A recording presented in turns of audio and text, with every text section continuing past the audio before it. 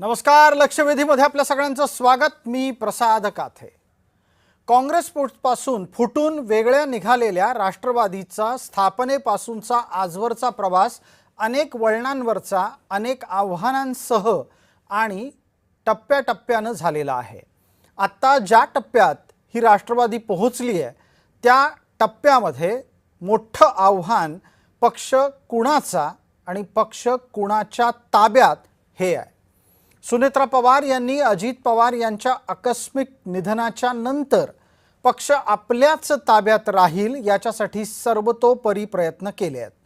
मात्र त्यांच्या या प्रयत्नांना आता त्यांच्याच आसपासच्या लोकांकडून सुरुंग लावण्याचा प्रयत्न होतोय असं दिसतंय. सुनेत्रा पवार यांनी ज्या पद्धतीनं पक्षावर आपली मांड ठोकायचा प्रयत्न केलाय ते कदाचित काही जणांना पटलेलं नसेल, पण हा पक्ष पवारांचा आहे, तो पवारांसाठी आहे आणि म्हणूनच तो पवारांच्या ताब्यात असला पाहिजे असा विचार कदाचित सुनेत्रा पवार आणि पडद्याआडून पार्थ आणि जय पवार करत असतील. या सर्व घडामोडी चर्चेला येण्याचं कारण सुनेत्रा पवार यांच्या अध्यक्षपदाला मिळालेलं आव्हान. या आव्हानाला फारसं काही लक्ष घालायचं नाही आणि द्यायचंही नाही असं ठरवलेलं दिसतंय.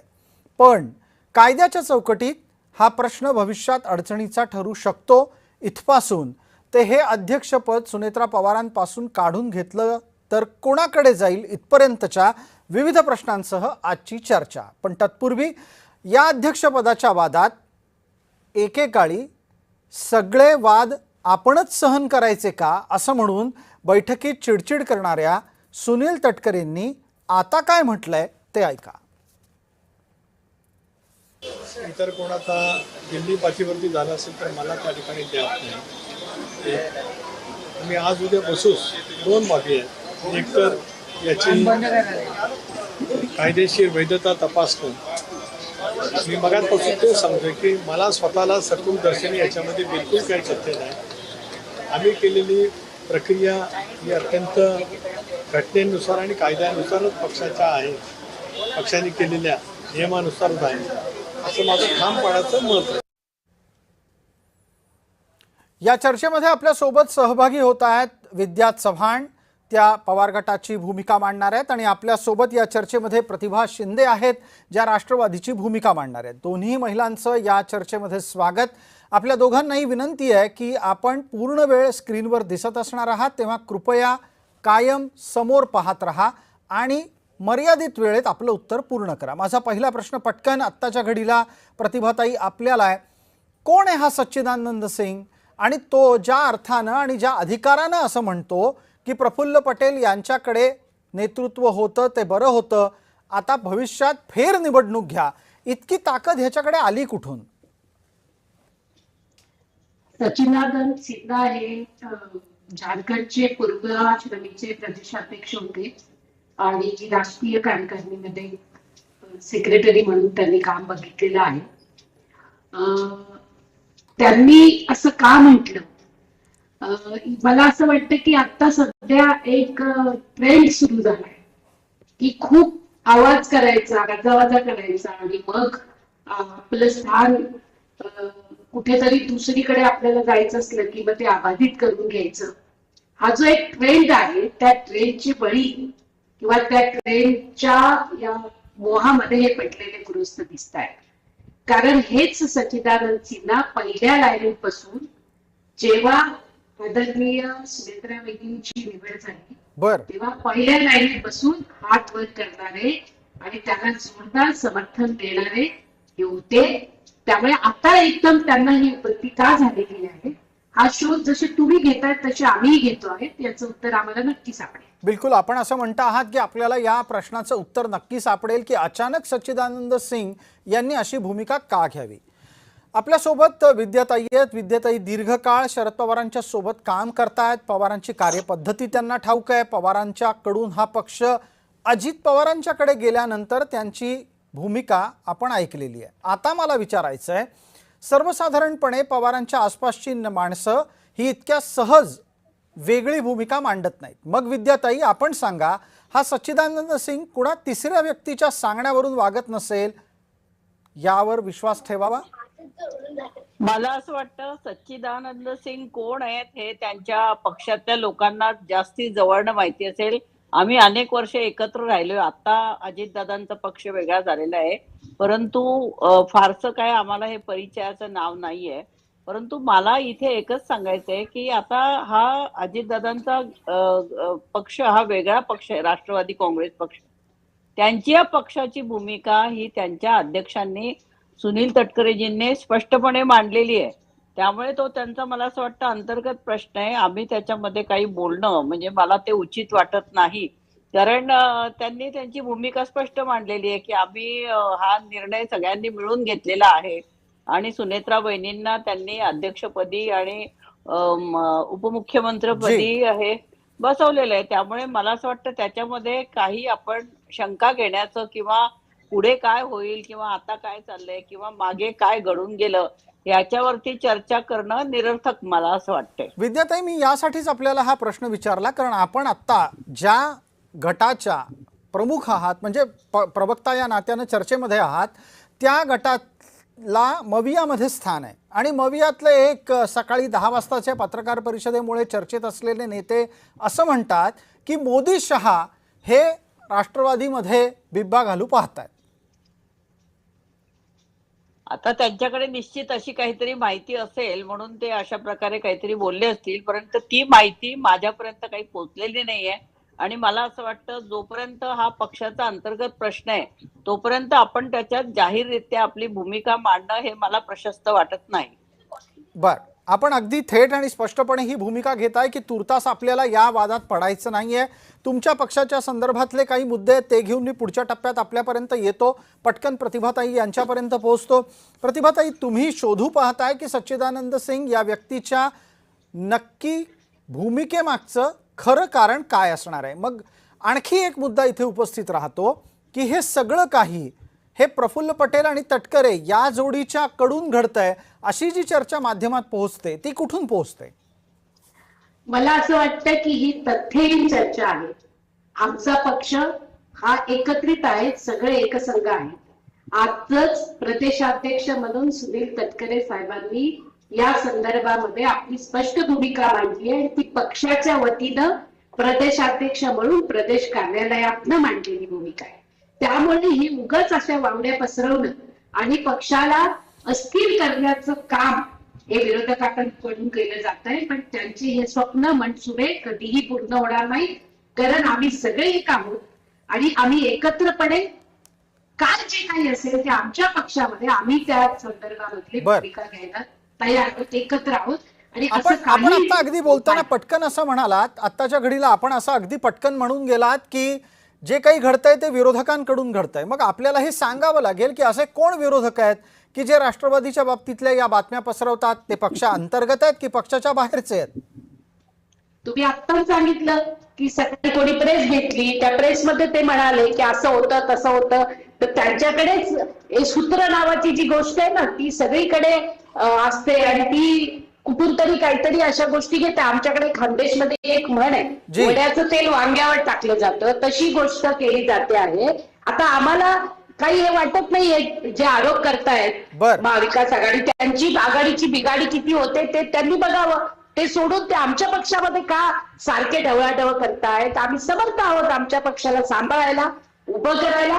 अजितदादांच्या प्रेरणेनं त्याला पुन्हा एकदा त्यांचं महाराष्ट्राचं स्वप्न पूर्ण करायला आम्ही समर्थ आहोत आणि त्याच्यासाठी प्राणपणाला लावू आणि त्या उभं करण्यासाठी राजकीय दृष्ट्या अत्यंत मेहनतीनं आम्ही पक्ष उभा करू. विद्याताई, आता सांगण्याची गरज नाही. जी विद्याताई, आता तरी उत्तर द्याल, कारण त्यांचा आता थेट रोख आपल्यापर्यंत आलेला आहे आणि त्यांनी केवळ आणि केवळ मविया म्हणून थांबलेल्या नाहीयेत. त्यांनी स्पष्टपणे संकेत दिलेत की काही विरोधक ज्यांचा रोख तुमच्याकडे पवार गटाकडे आणि तुम्हाला चांगलं बघवत नाही म्हणे राष्ट्रवादीचं. नाही, मी असं म्हणाली की सकाळी जी प्रेस कॉन्फरन्स झाली, ज्याला तुम्ही सांगितलं आता की सकाळी प्रेस कॉन्फरन्स झाली आणि त्या प्रेस कॉन्फरन्स मध्ये त्या लोकांनी सांगितलं की राष्ट्रवादी पक्ष मोदी शाह चालवतात, त्यांच्याबद्दल मी म्हटलेली आहे. मी प्रेस कॉन्फरन्स ऐकली नाही, मला प्रेस कॉन्फरन्स माहिती नाही. तुम्ही आता जे बोललात तुम्ही म्हणजे जे बोललात थोडक्यात- त्याच्यावरतीच मी याचं उत्तर अच्छा, दिलेलं आहे. थोडक्यात तुमचा आक्षेप संजय राऊतांविषयी दिसतोय. तुम्हाला नाव नाही घ्यायचंय, पण मला अपरिहार्यपणे घ्यावं लागलं नाव. प्रतिभाताई, मी प्रेस कॉन्फरन्स नाही ऐकली. जे कोणी बोलत ठीक असतील आहे, ते जे कोणी बोलत असतील, अगदी अगदी अगदी चर्चेला पुढे नेण्याच्यासाठी विद्याताईंपर्यंत पोहोचणं गरजेचं आहे. विद्याताई, तुम्हाला असं वाटतं का की किमान मग संजय राऊतांनी मवियाची भूमिका मांडत असताना पवारांच्या बाबतीत, पवारांच्या एकूणच पक्षांच्या बाबत, मग तो अजित पवारांचा पक्ष असो की शरद पवारांचा असो, यावर बोलणं टाळावं? आता संजय राऊतांचा जर स्वभाव बघितला तर ते चौफेर बोलत असतात. म्हणजे त्यांनी काय बोलावं काय बोलू नये हे आपण सांगू शकत नाही. ते एक मुरलेले पत्रकार आहेत आणि त्यामुळे ते अशा प्रकारे बोलतात. ते बाळासाहेब ठाकरेंच्या मुशीत तयार झालेले आहेत. बरं. त्यांनी काय बोलावं काय नाही बोलू हे काय त्यांना आपण बंधन घालू शकत नाही. प्रत्येकाला व्यक्ती स्वातंत्र्य आहे, त्याप्रमाणे ते आपले विचार प्रकट करत असतात. अत्यंत स्पष्टपणे प्रकट करत असतात. कधी कधी मला त्यांच्या जे विचार आहेत ते खूप म्हणजे असं वाटतं प्रत्येकाने एवढं स्पष्ट बोललं पाहिजे असंही वाटतं. परंतु आपण ते काय बोलले प्रेस कॉन्फरन्स मध्ये हे आज तरी मी ऐकलेलं नाहीये आणि त्यामुळे मी ठीक आहे. त्याच्यावर काही प्रतिक्रिया देणं मला आपण बरोबर वाटत नाही. दोघी जणी आज बऱ्यापैकी सेफ खेळताय. मला एक प्रश्न आता प्रतिभाताईंपर्यंत घेऊन जावा लागेल. प्रतिभाताई, मोदी शहा तुमचा पक्ष चालवतात का? आमचा पक्ष यशवंतराव चव्हाण साहेबांच्या विचारानं, स्वर्गीय अजितदादांच्या प्रेरणेनं, त्यांनी दिलेल्या महाराष्ट्राचं जे स्वप्न त्यांनी बघितलेलं आहे त्यानं, आणि आमच्या राष्ट्रीय अध्यक्षा, महाराष्ट्राच्या पहिल्या महिला उपमुख्यमंत्री सुनेत्रा वहिनी पवार यांच्या नेतृत्वामध्ये चालतो. आणि आम्ही संघटितपणे महाराष्ट्रामधलं सर्व नेतृत्व आणि देशाचं नेतृत्व जे राष्ट्रवादी काँग्रेस पक्षाचं आहे ते आम्ही समर्थपणे आहोत. आमचा पक्ष दुसरा कोणीही चालवत नाही. आणि ज्यांना कोणी हे स्वप्न बघतायत त्यांनी स्वप्नाच्या दुनियेतच राहावं आणि त्यांनी आमच्या पक्षाकडेच बघत ठीक राहावं. आहे, आणि एक आणखी खुलासा करा. माझा प्रश्न आपल्याला असा आहे, विद्याताईंपर्यंत आपल्याला पोहोचायला काही तांत्रिक अडचणी येतात म्हणून थोडासा वेळ आणखी तुम्हाला मिळतो आहे. जर तुमचा पक्ष मोदी शहा चालवत नसतील आणि तुमचा पक्ष यशवंतरावांच्याच घालून दिलेल्या वाटचालीच्या अनुसार पुढे सरकत असेल, सुनेत्रा पवारच तो पक्ष हाकत असतील, तर प्रफुल्ल पटेल आणि तटकरे यांच्याकडच्या जुन्या पदांना अद्याप त्यांना का देण्यात नाही आलं? बघा, वहिनींनी त्या दिवशी पण स्पष्टपणे सांगितलेलं होतं की त्या तांत्रिक अडचणीमुळे काही गोष्टी झालेल्या आहेत, त्याची दुरुस्ती करणं हे राष्ट्रीय अध्यक्ष ठरवतील. आणि आम्ही सुनील तटकरे साहेबांनी, प्रफुल्ल पटेल साहेबांसह आम्ही सर्वांनी हे पूर्ण अधिकार वहिनी साहेबांना दिलेले आहेत. त्यामुळे आमच्याकडे संयम आहे आणि महाराष्ट्राच्या जनतेनं आणि महाराष्ट्रामधल्या आमच्या विरोधकांनी याच्याबद्दल संयम ठेवावा. आमच्याकडे संयम आहे, तुम्ही संयम ठेवा. आपण विद्याताईंना एकदा फक्त विचारून घेऊयात की माझा आवाज नीट येतोय का आणि त्या उत्तर देऊ शकणार आहेत का? विद्याताई, पुढचा प्रश्न आपल्यापर्यंत आणायचा होता. आवाज येतोय? आम्हाला जरा आवाज कमी झालाय माझं हे जी, पण आता मी प्रश्न विचारतो आपल्याला. माझा प्रश्न आपल्यापर्यंत पोहोचेल असं वाटतंय. आम्हाला एक प्रश्न आता नवीन घ्यायचा या चर्चेमध्ये, कारण ही सगळी चर्चा आपण दोघींनी आपापल्या पद्धतीनं एका मर्यादित क्षेत्रामध्ये आणून ठेवल्यामुळे आता मला थोडासा विषय सुद्धा बदलावा लागतो आहे. आणि तो असा आहे, आज एक अशी चर्चा अचानक आली आहे विद्याताई की म्हणे मोदींसोबत जाण्याच्यासाठी पवार गटातली दुसरी फळी सक्रिय झालेली आहे. नाही, आता सध्याचं राजकीय वातावरण जर बघितलं आणि ज्या प्रकारे या पक्षातनं त्या पक्षात खासदार आमदार सगळे जात आहेत, त्यामुळे कोण काय करेल केव्हा काय करेल याचा आता काही आपल्याला ठामपणे आपल्याला सांगता येत नाही. आता सत्तेचा आणि पैशाचा गैरवापर इतक्या मोठ्या प्रमाणात चाललेला आहे की तुम्ही आज जर म्हणाल की काही पक्षाचे लोक तिकडे जाणार आहेत किंवा काय, परंतु हे आपण कोणीही ठामपणे सांगू शकत नाही. जसं आपण IPL मध्ये बघतो की खेळाडूंची आणि किंमत ठरवली जाते, तशी आता आमदार आणि खासदारांची पण मला वाटतं किंमत ठरवावी लागेल. कोण कुठे केव्हा काय जाईल हे आता कोणालाच सांगता येणार नाही. तुम्हाला, मला आणि कोणालाही सांगता येणार नाही. पण विद्याताई अत्यंत गुपितपणे सिक्रेटली चालतात त्याच्यावर आपण चर्चा करणं मला वाटतं व्यर्थ आहे. नाही, पण एका अर्थानं तुम्ही जे सांगता आहात त्याद्वारे आमच्या बातमीला, आमच्या माहितीला पुष्टीच मिळतीये की तुमच्याकडे काही ना काहीतरी शिजू लागलेलं आहे आणि जे तुम्हाला असह्य होत आहे, तुम्हाला पटत नाहीये, तुमच्या नेतृत्वाच्या विचारधारेच्या वेगळ्या विचारधारेपर्यंत जाऊ पाहतायत काही लोक. नाही, आपल्याला पटायचा न पटायचा सवालच नाहीये ना. त्यामुळे जो तो प्रत्येकाला जे फायद्याचं आहे ते बघतो आणि सत्ताधाऱ्यांकडे ओढा जास्ती आहे. जिथे गुळ तिकडे मुंगळे बघायला मिळतात. त्याप्रमाणे हल्ली सत्तेचं राजकारण चालू आहे हे आपण बघतोय. बिलकुल प्रतिभाताई, आपल्यापर्यंत मला वाटतं विद्याताई जे बोलले आहेत ते ऐकायला आलेलं असेल. पटकन सांगा, हा पक्षही जर समजा एनडीएत आला तर स्वतंत्र म्हणून टिकून राहील का इतर काही प्रस्ताव तयार आहेत विलिनीकरणाचे वगैरे? मला याच्याबद्दलची फारशी माहिती नाहीये, कारण ते राष्ट्रीय लेवलवरती त्याच्याबद्दलची चर्चा होईल. मला याच्याबद्दल काही कल्पना नाहीये.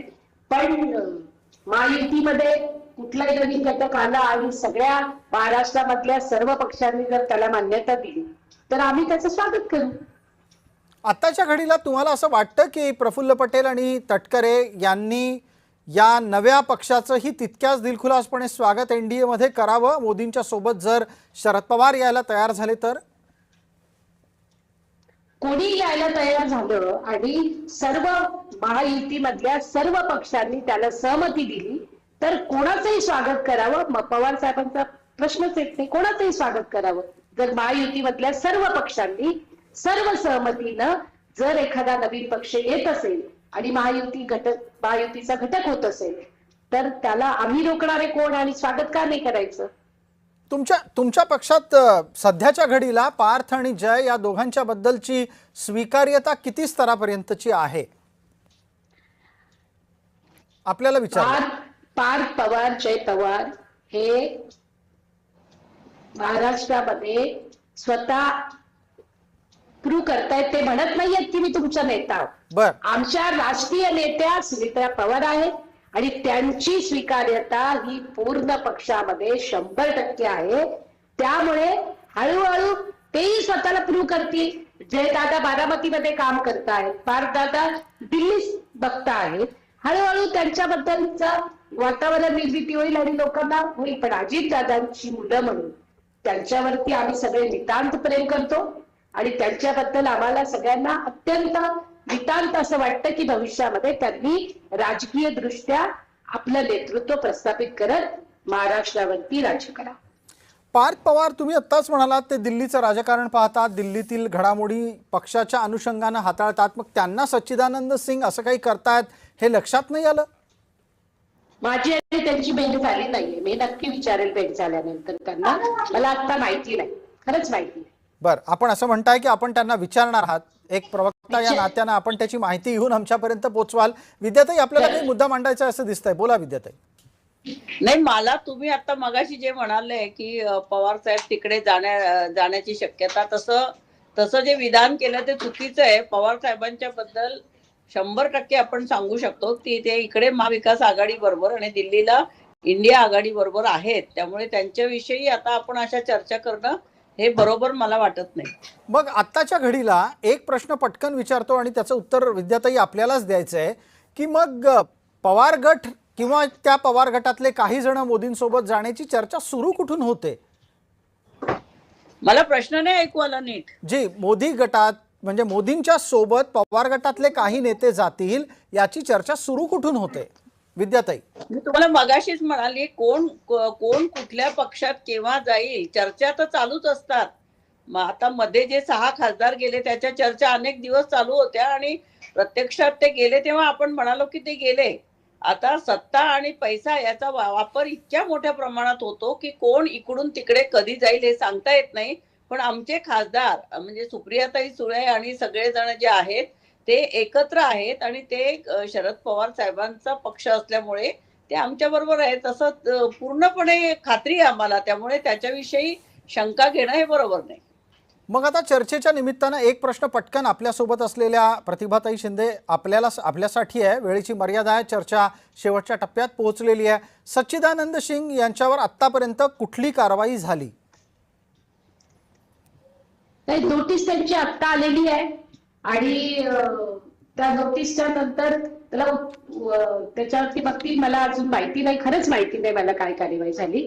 मला माफ करा, मी याच्याबद्दल फारशी कल्पना मला नाहीये कुठली कार्यवाही झाली. पण एखाद्याला नोटीस पाठवली की लगेच कार्यवाही का करायची? त्याच्यावरती बघतील आधी सगळं कायदेशीर बाबी आहेत, त्याच्या संदर्भातले सगळे आहेत आणि आम्हाला पूर्ण खात्री आहे की आम्ही आमच्या राष्ट्रवादी पक्षाच्या घटनेमध्ये जे ज्या पद्धतीने नमूद केलेलं आहे, अकस्मात दादांच्या मृत्यूनंतर काय केलं पाहिजे असं झाल्यानंतर जे घटनेमध्ये आहे त्या पद्धतीची प्रक्रिया सर्व पूर्ण करत, आणि एवढंच नव्हे तर त्या ज्या दिवशी वैरींची निवड झाली त्या दिवशी जी घोषणा समोर आली, अजितदादाची सावली आणि राष्ट्रवादीची माऊली असं म्हणत जी घोषणा समोर आली, तर आम्ही सर्वांनी बिनदिक्तपणे सुनेत्रा वहिनींना आमचा नेता मानलेला आहे, ते आमच्या राष्ट्रीय अध्यक्ष आहेत आणि ती प्रक्रिया कायद्याच्या चौकटीत आमच्या घटनेमध्ये ज्या पद्धतीनं नियमांमध्ये आहे त्या पद्धतीनं आम्ही केलेली आहे. बिलकुल, चर्चेला वेळेची मर्यादा आहे आणि मी या निमित्तानं आपल्या दोघींनाही या चर्चेत सहभागी झाल्याबद्दल मनपूर्वक आभार धन्यवाद देतो. या लक्षवेधीच्या भागात तुर्तास इतकंच. आपण पाहत रहा फक्त जय महाराष्ट्र.